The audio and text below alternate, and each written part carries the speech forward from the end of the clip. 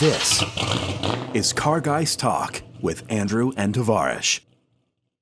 But we have some questions that I posted on Instagram, and we got some. Do we have some good ones? Yeah, I got one from underscore Costas LKK underscore, and they want to know, what car do you guys suggest a young enthusiast should buy and why? So it's really common for us to get that question. It's Yes. a very, very frequently asked question. For a young enthusiast, I'm guessing young enthusiast is somebody with time And little money. and no money.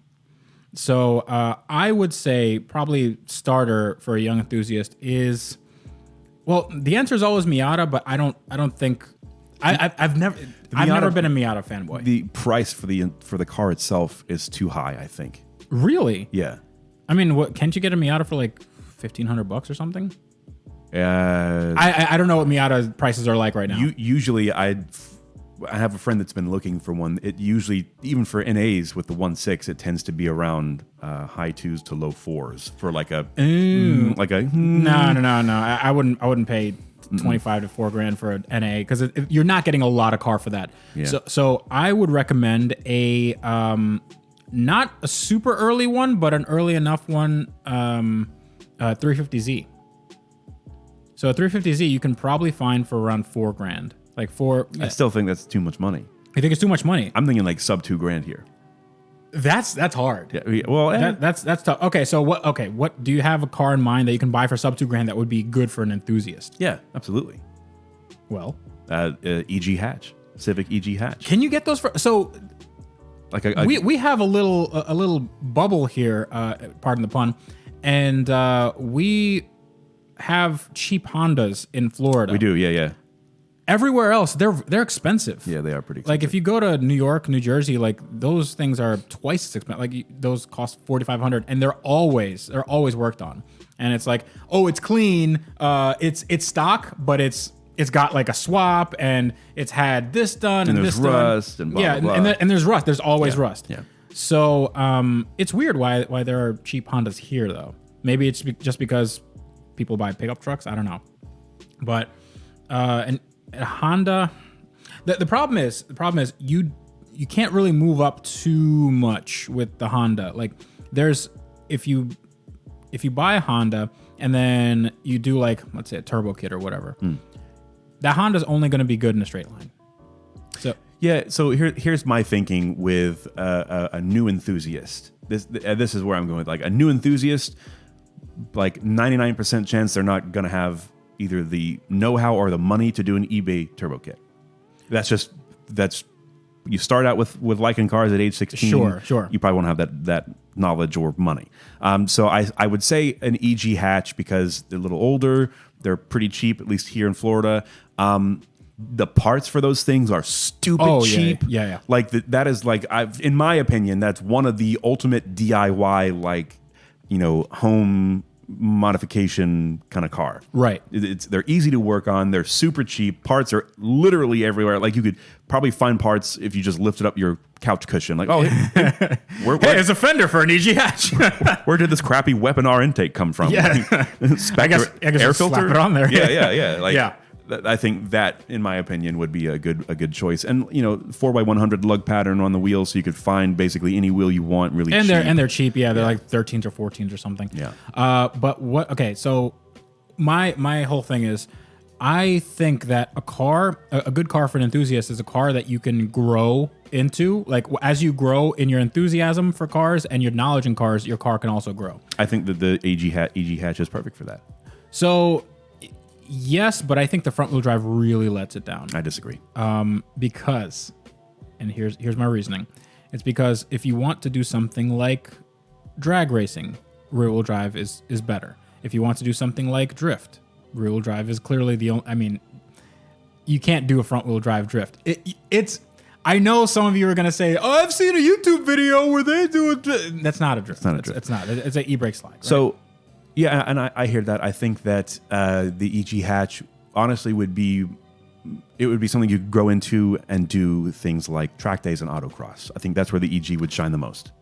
Possibly, but with, of course, you'd have a lot of chassis reinforcement, coilovers, sway bars, and strut tower braces, and blah blah blah. Like you can have a lot of fun with those cars. Sure, you can, but you get to a point where it's better if you buy another car. Like you get to a point where it's like, let's say a 350Z. A 350Z, if you grow, like that platform, you can make a ton of power. Like you can make supercar power if you wanted to. Like if you have to spend a lot of money to do that. Of course, no, I know, but not as much as if you actually bought a supercar, right?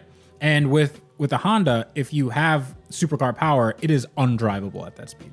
Like it is on absolutely. It's well, yeah, but I don't think that. In my mind, an enthusiast, they're not going to try and make supercar power out of a Honda Civic. Like they're like, I don't know, man.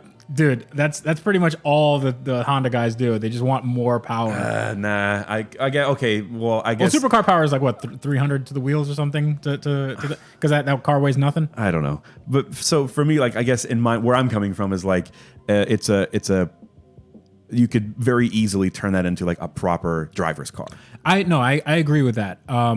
But I think that that would let's have this in segments. So let's do a front wheel drive, rear wheel drive, and all wheel drive. Okay, so front wheel drive, EG hatch. Yeah, EG hatch. We'll go with that. Cool. I mean, Integra can also work. Yeah, absolutely. Integras are. Yeah, but they're a little more expensive than an EG hatch. Honestly, I've seen Integras for around the same price. Really? Yeah. The problem is most of them are automatic. So you'll have to do the manual swap, but it's like a few $100. I got to be honest, man. I have always loved Integras. I think they are just the coolest car. They're so awesome. I think they're kind of going by the wayside for some reason. I know. mean, Integra type bars are definitely up there, but the Integra is a great platform. Yeah. It's like the Honda, just a little better. Yeah. So it's a Civic or Integra. What would you do for around that same price? It doesn't have to be like exactly like under $2,000 or whatever, because we don't know what this guy is. For him, it might be like anything under $25,000. Right. So for rear wheel drive, and again, there may be a bubble down here in Florida, but I've seen Datsun 280s and like 300ZXs go for between 3 and 4. For running examples in manual transmission? Yeah. They may not be cosmetically perfect. So the 280, we have to specify the 280ZX. Yes. So 280ZX is the ugly one. I love it. So it's a super 80s one where it had a bunch of stuff that like it was a busy car design wise. I love it. It's so good. That's why I like it, because it's ugly. We can agree to disagree. I mean, I get the aesthetic. I can't imagine myself like looking at that like, wow, that looks good. It's. I can. Okay. I would love to have one of those. Sure. Okay, fine. That'd be awesome. Like a digital dash. Oh yeah, the digital dash back then, where they didn't know what digital when they had no microprocessors or anything. It was just like all like tubes and stuff. That's so cool. Not actually tubes, but just like take the T-tops off at night, wear sunglasses and like fingerless black driving gloves, and like kick it to the limit, just cruising at night. Yeah, and then your tape player starts going slower. Take it to the limit. He's just smacking a bunch of times.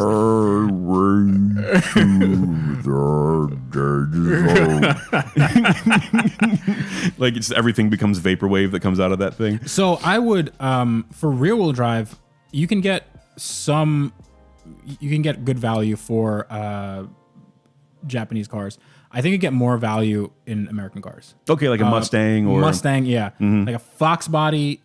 You can get one that needs a little work for like $2,000, $2,500. Yeah. You can definitely get a late '90s, early 2000s Camaro. Right. Yeah. That body style is starting to grow on me, and I feel really gross saying that, but it's not bad. It's not bad, and really not bad. But the problem is finding a V8 like manual one. It's hard. Yeah. And they want a lot of money for them. So. Yep. But it's weird how things come around, right? It's really weird because, 10 years ago, like it's like, God, that was an ugly car. And then you look at it like, well, it ain't that bad. Yeah. I like the first gen. The second one where they changed the headlights to like those blob shapes. Not into that. I like the first gen. So the first gen was which one? Which one are you talking about? Like the ones where they had like the indented headlight. Yes. The four headlights. Yes. That was weird, man. Like it's like they crossed like an IROC Z with a spaceship. Yes. So the So the car was. It's a weird amalgamation of. We have a bunch of parts that we need to put in, and we also have these like sealed glass headlights because we need them for DOT approval. But we also don't want to make our own headlights, so we're just going to put these in a new shape. Yep. And it didn't like. It's just so odd. And on the interior, they had these big Lego Duplo switches and yeah. This one makes the window go up. Like that's here. Let me put the window up for you. Yeah. Yes.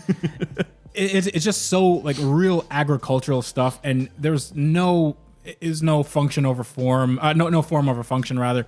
It was just like, well, that's what you get. You want a Camaro? That's a Camaro. There you go. It's a rear wheel drive and it makes some noise, and that's what you got. And we'll finance you, and it'll make it 60,000 miles before the engine explodes. But those are also most of them are V6. So yeah, for that amount, like and the V8s had an LT in them, I think. Yes, they have an LT, and then I think the Trans Am's had the LS1, the WS6. Yeah. So I think probably something American for wheel drive. What about all-wheel drive? I mean, the obvious answer right there is Buckeye Subaru. Can you get those for like 25? Like, let's say under 4. Probably. It may not be in the best shape, and it may not run for super long, but Buckeye. it's a Buckeye. I love Buckeyes, man. You can get a WRX, but what you can get, what you might be able to get is like an Impreza 2.5 RS GC8 that needs some work. Even though those might be unobtainium at this point, but I know that I've seen some for like $1,500 that need a little work. But those are awesome. Yeah, awesome. I actually helped a friend build one. With a WRX swap, with an STI swap actually. Nice. And that thing was just amazing. Had like a 22B lookalike. Sort of, yeah. And it was he had like a wide body, and it was It was really heck really yeah. Good. I'm here for that. Yeah. They made them in coupe, so 2-door. Yes. And that's a good looking car. So I guess you could do like Audi A4 1.8T Quattro. Yeah, but you'd spend another $8,000 the first year to keep it running. Yeah. No thanks. You could probably get an Audi S4 for cheap, but a cheap Audi at that point. No. Especially an S4 for that cheap. No. No gracias. No. You could definitely get an A6 2.7T with Quattro. Yeah. Or you could just have liver cancer, and it'd be you cheaper could, and yes. easier. Probably. Yeah. Yeah. So Audis are more expensive than liver cancer, everybody. Yep. Heard it here first. So I think that's going to be it. So we have the Civic / Integra. Then we have the Mustang, Camaro, pony cars, or the Datsun, Nissan. So I don't know if I do Nissan. Datsun I probably get on board with, but Nissan, it's such a bear to work on that engine. Everything's an engine out. It's really, really cramped. And I don't know if it's really that much fun to drive. Like it's kind of heavy. Like the 300ZX we're talking about. Oh no, yeah, I'm not saying 300ZX. I'm saying the 280ZX. No, I know 280, but then you're talking about the 300 afterwards, no? The first gen 300ZX. Oh, yeah. That one. Yeah. I mean that was heavy as well, but it was a little bit it was a little better. Yeah. Okay. Gotcha. And not everyone wants a bajillion horsepower. Some people just want a fun car to drive. Right. I'm not saying get a bajillion horsepower. I'm just saying that in order to have this be comparable to something that's new, you have to get the power up. But maybe you don't want it comparable to new. Maybe you want that nostalgia. Maybe you want to be a liability on the highway. Maybe some people like that, you know? FBRX7, my guys. Yeah. That's another good rear-wheel drive option if you want to invest in an oil company. Because you have to put a lot of oil in that thing. All right. Okay. So that those are our recommendations, and they will definitely change the next time you ask us this question. Yep.